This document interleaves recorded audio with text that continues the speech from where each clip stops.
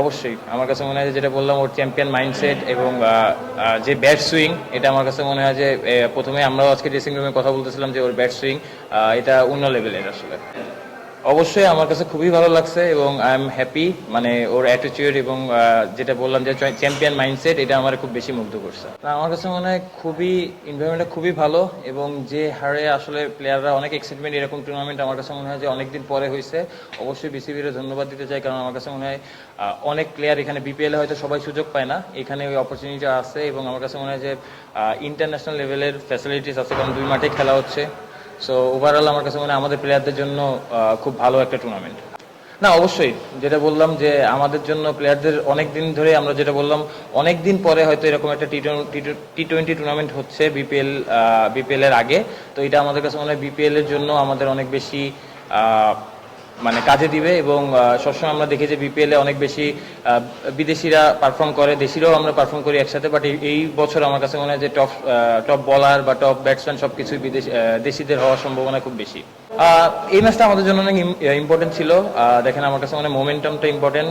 Hopefully সকালবেলা একটু wicket কিছুটা ট্রিকে ছিল, বাট আমার কাছে মনে হয় অ্যাট দ্য লাস্ট টাইম আমরা উইনিং সাইডে থাকতে পারছি এবং এই মোমেন্টামটা আমরা যেটা আজকে ক্রিয়েট করছি, এটা যাতে পুরো টুর্নামেন্ট কন্টিনিউ করতে পারি।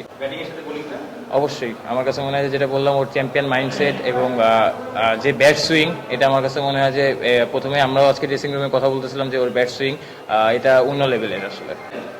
অবশ্যই আমার কাছে খুবই ভালো লাগছে এবং আই এম হ্যাপি, মানে ওর অ্যাটিটিউড এবং যেটা বললাম যে চ্যাম্পিয়ন মাইন্ডসেট, এটা আমার খুব বেশি মুগ্ধ করছে।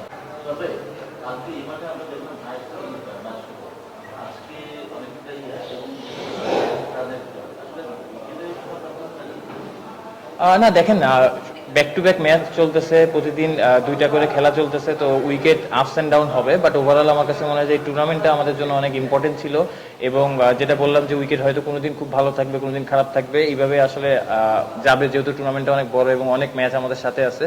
তো আমার কাছে মনে হয় যে ওই কোপ আপটা করা ইম্পর্টেন্ট এবং অ্যাজ এ প্লেয়ার হিসেবে আমাদের এটা বোঝা উচিত যে আসলে কোন উইকেটে কেমন রান হবে এবং কোন উইকেটে যেদিন হাই স্কোরিং রান থাকবে ওই দিন খেলা একরকম থাকবে, লো স্কোরিং থাকলে ডিফারেন্ট স্টোরি থাকবে। না, অবশ্যই যেটা বললাম যে আমাদের একটা মোমেন্টাম দরকার ছিল এবং এরকম ম্যাচ জেতার পরে অবশ্যই মোমেন্টামটা ক্রিয়েট হয়, ওই মোমেন্টামটা আমরা কন্টিনিউ করার চেষ্টা করবো পুরো টুর্নামেন্ট। থ্যাংক ইউ ভাই।